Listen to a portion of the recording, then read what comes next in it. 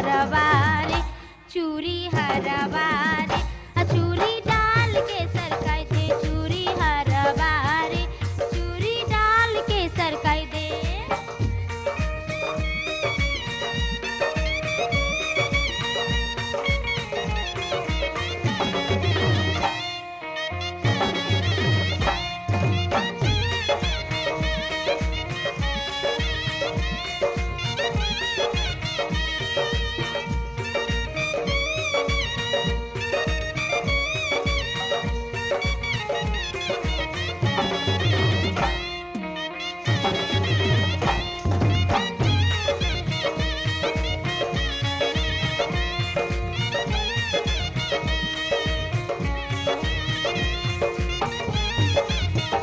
चूरी हरवारे चूरी डाल के सरकाई दे चूरी हरवारे चूरी डाल के सरकाई दे चूरी हरवारे चूरी डाल के सरकाई दे।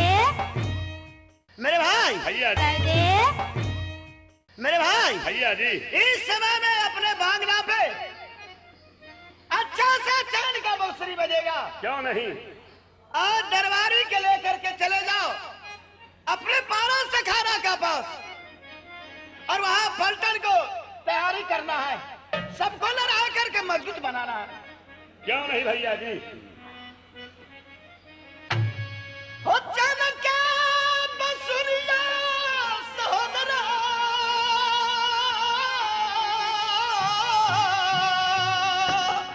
हो सुरहरिया नगरिया में बजैया हो कागा किया कागा बैठी ले हो चमाई हम गइया ये पान गइया।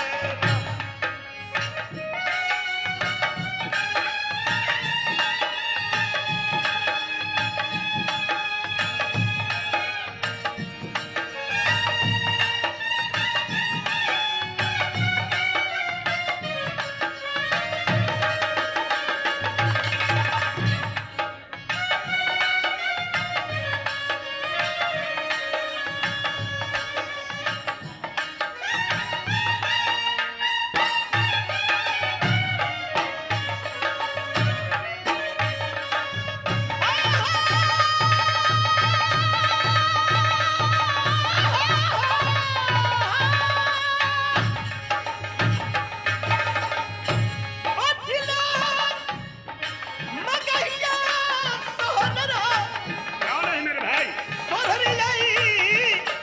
नगरिया में जबई है सहोदरा किया हो दुलरुआ बैठी ले हो जबई हम गइया ये पान गइया।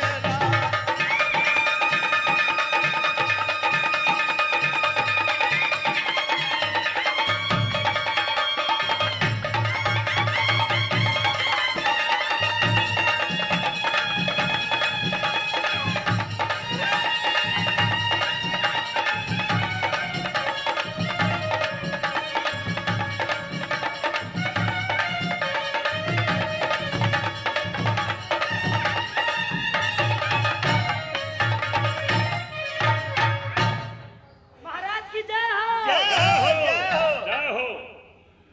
क्या मेरे भाई ये तो परवाना है मेरे भाई, कहाँ का परवाना है? ये परवाना है नागर मोहब्बत से। मोहब्बत से कौन भेजा है? मोहब्बत से भेजा है जंगी उदल। उदला? हाँ हाँ, क्या लिखा है? इसमें लिखा है अलग बलग श्री नवाबांदगी बीच में उदल का है विरोध। मेरे भाई भैया जी, समरो समरो ये सोढ़िया बाई समरो ये सोढ़िया बाबा। भैया जी, क्या मेरे भाई? क्या समझेंगे?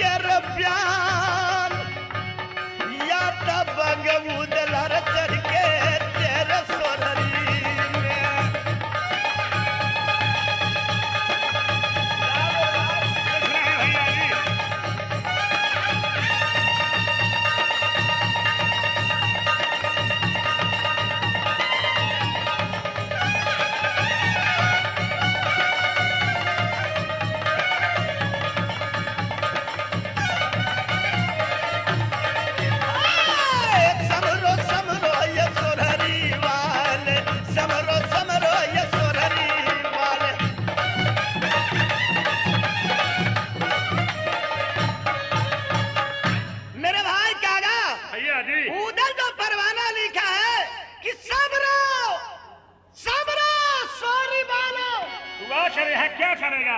कागा झगड़ू, ये परवाना जो है ना, फाड़ करके बीग दो। इससे कुछ नहीं होने वाला है ना? इसका बुढ़ा गोलास बरगद में हिलता है, उसका बेटा क्या करेगा?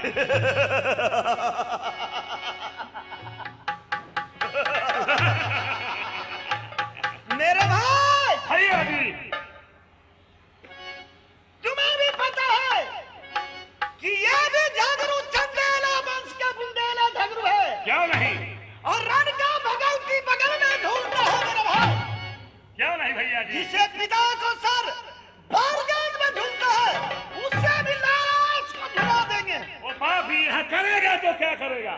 अभी तो छोटा चुक लड़का है, घबराने का कोई जरूरत नहीं है। जाओ अखाड़ा का पास, मैं भी जाता हूँ रंग भवन का पास। ठीक है, तो प्रणाम भैया जी। शुभ आशीर्वाद है मेरे भाई। हो धीरे धीरे जाता ये सोधरी वाला,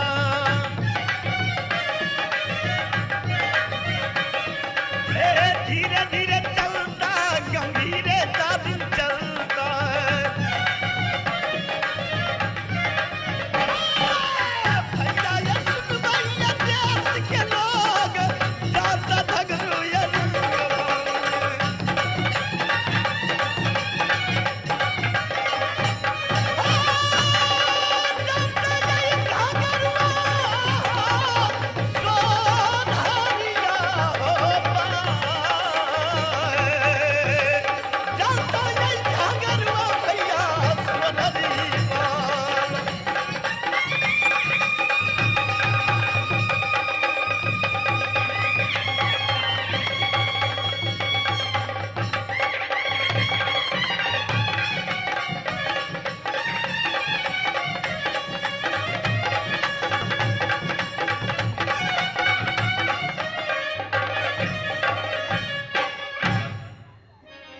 या मुझे याद आ रही है, नगर सोहरी में चाची की याद आ रही है। ये पहले सुमोरी गे दीदी मैया कालिका के, या मेरी माँ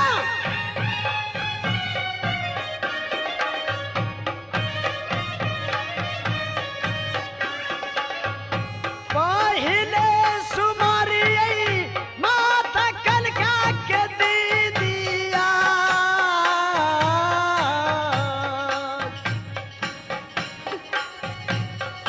लौटो जागदम आगे दीदी मैहर वाली।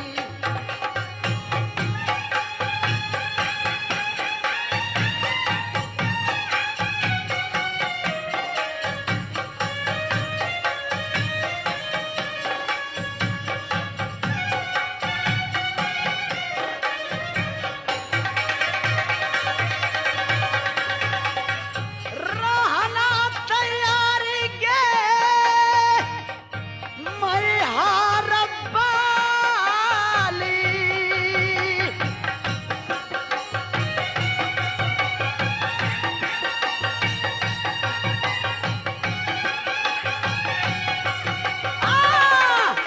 माता तोरी चरण के कमाल, हाय मोर दीदी गे मैहर वाली।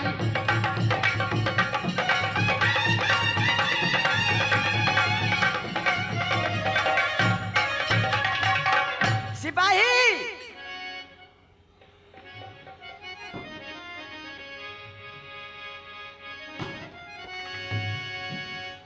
प्रणाम रानी साहब। खुशी रहो सिपाही। मुझे याद आ रही है चाची देवला की। भैया झगड़ू नगर सोहरी से कैसे निकाल दिया भैया जी चाची देवला के। चाचा जासर को सिर काट के नगर सोहरी में रख लिए। रबी तना ये बातिया रे बउआ याद मोरा यावे।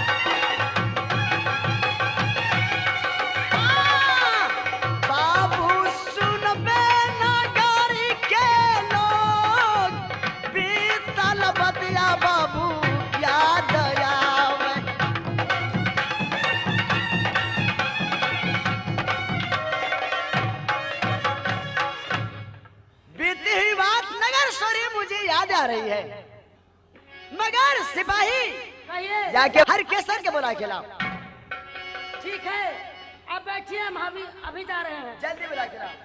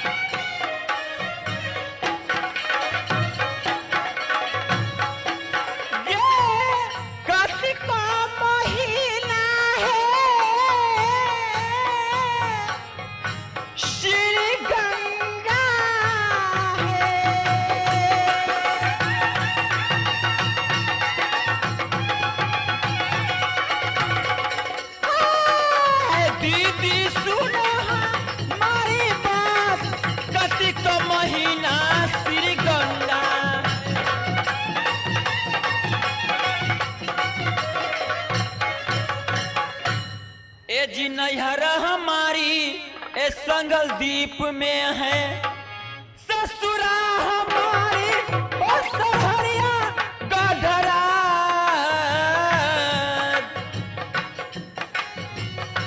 ससुरा हमारी ये नगर सोहरी में।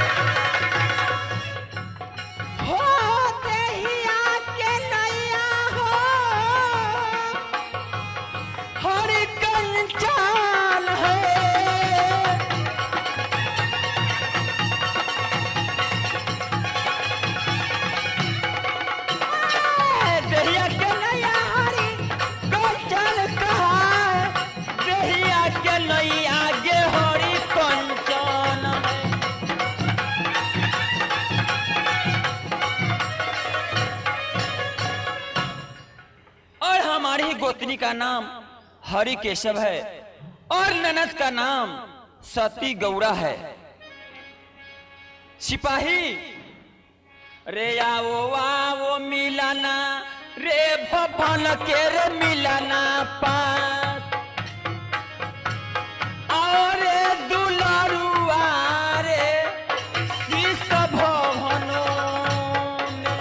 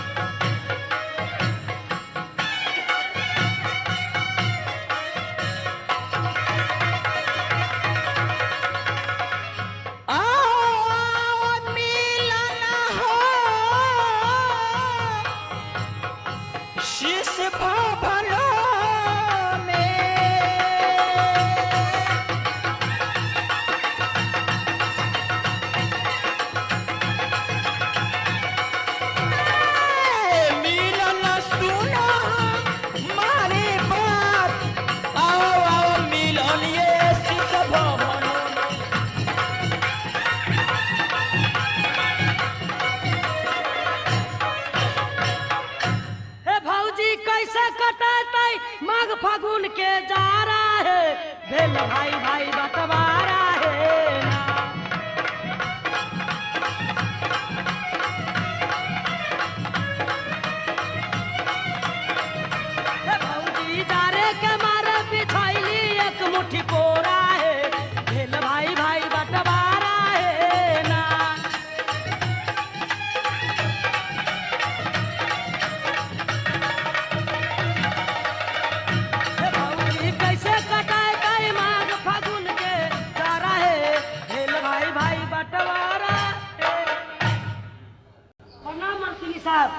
खुश रहो सिपाही। ये बताओ कहाँ रहते हो? हम तो रहते हैं महारानी साहब अपने ड्यूटी पर। कभी महाराज को बंगले पर आते हैं तो कभी आपको भवन के पास आते हैं। ठीक है सिपाही। जी महारानी साहब। सुनो, मैं सवाल कहना चाहती हूँ। कहिए। हो जल्दी बोला दो मिले न गोतनी के याजू मोर। जल्दी बोला दो मोरे गोतनी के।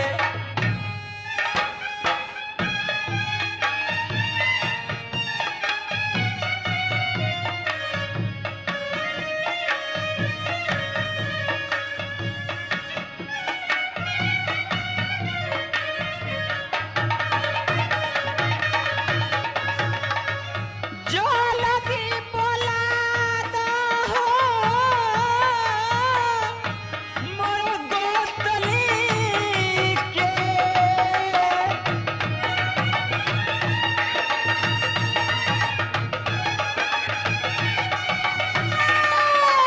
मिलना सुना मारे पास। जल्दी बोला दो मोरे गोतनी के।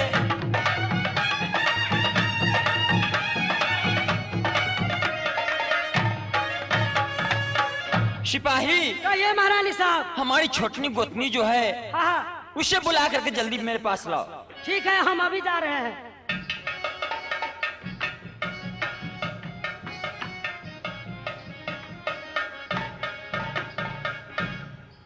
देवी मैया तोहरी गे चरण के कमाल।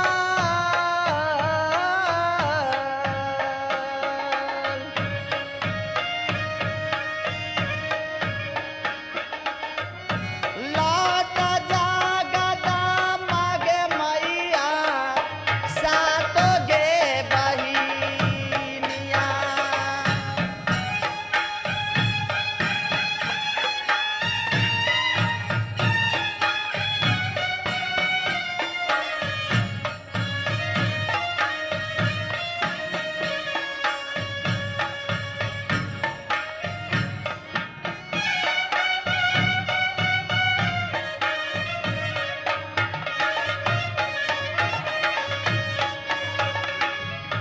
मैया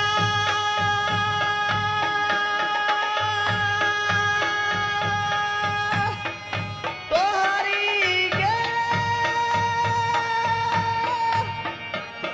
चरण के कमाल।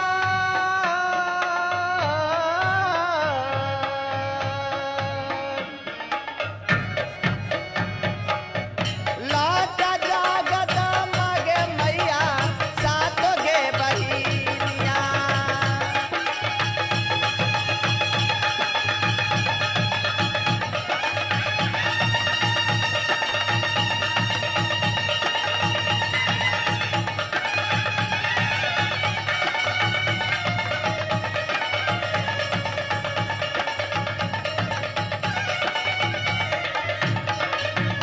ए मैया तोरी चरण कवाल। लौट महारानी गे सातो बहिनिया।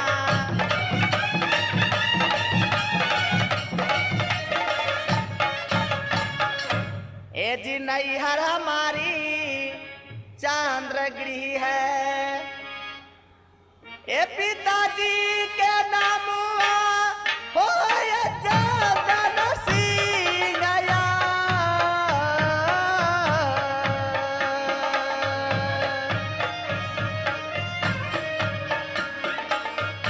पिताजी के नाम आए भैया चंदन सिंह है।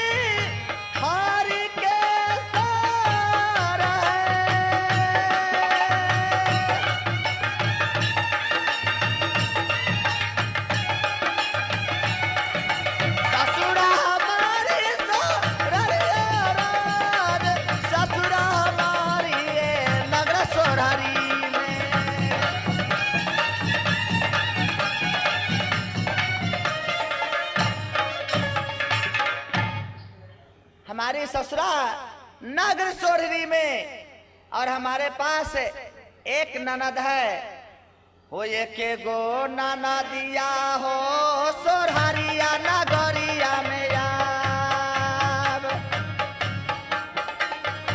एक गो नाना दिया हो लागे नगर सोढ़री में।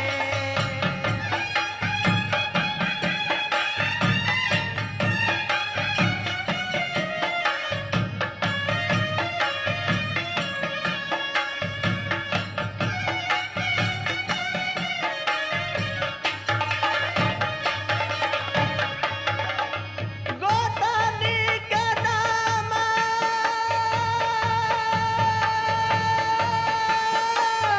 हरि का जान है।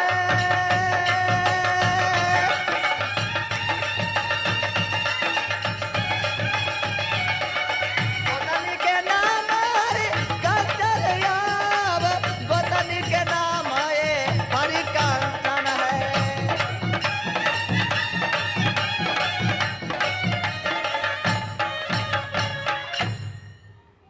अरे सब खेले गेली आई हो भैया की डालिया भागी गल कैको।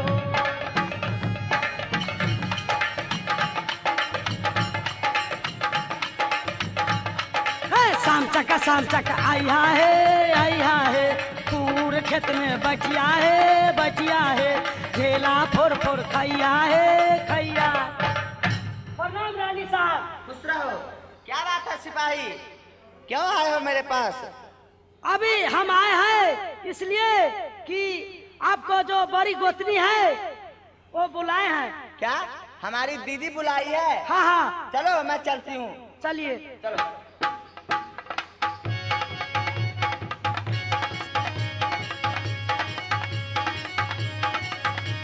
दीदी प्रणाम। खुश रहो मेरी गुतनी। कहिए दीदी क्या बात है, आप मुझे क्यों बुलाई हैं?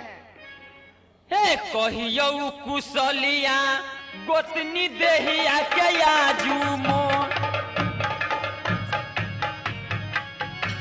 कहियो कुशलिया है अपने भवनों के।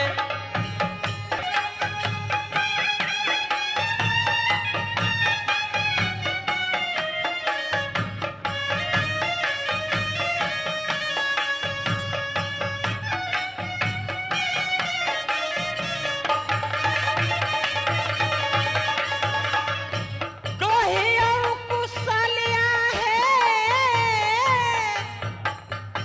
अपने भवनों के।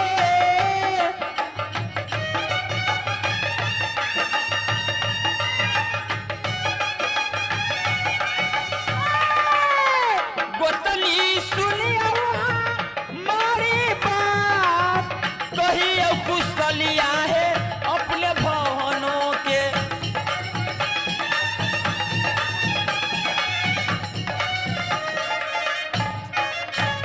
दीदी मैं ठीक हूँ और भवन के भी हाल चाल ठीक है। दीदी एक बात कहूँ, क्या? अपनी जो ननद है ना गौड़ा, उसे बुलवाइए ना। ठीक है चलो महल के पास। ए सुनो सिपाही, कहिए महारानी साहब। जाओ हमारी ननद गौड़ा को बुला के ले आओ। ठीक है हम अभी बुला कर ले आते हैं। जाओ।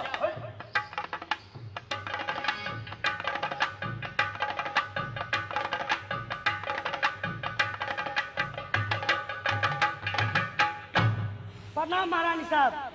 खुशी रहो सिपाही। अभी अभी आपको भाभी बुलाए हैं। क्या हमारी भी बुलाई है? हाँ हाँ हमारी पास नहीं आ गई? नहीं आप ही को बुलाया चलो। है। चलिए।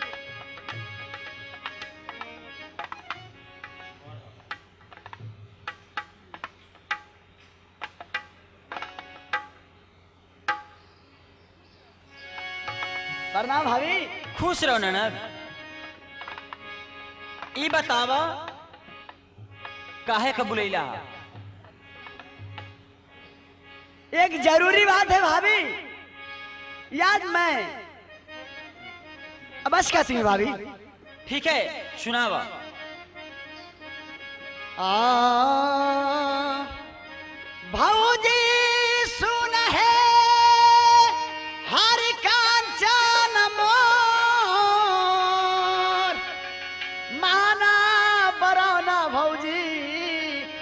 तन गौरा के।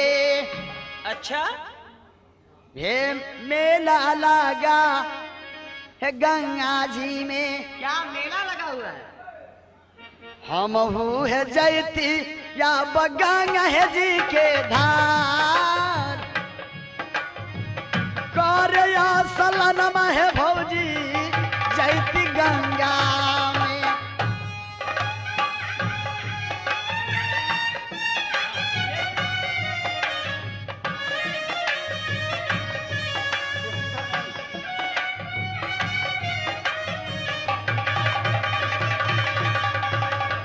करया समाना है जयती गंगा में।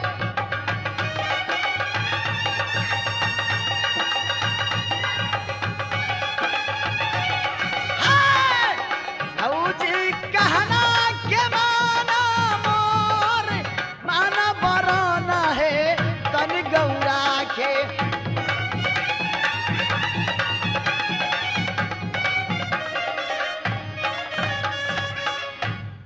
की ऑर्डर दे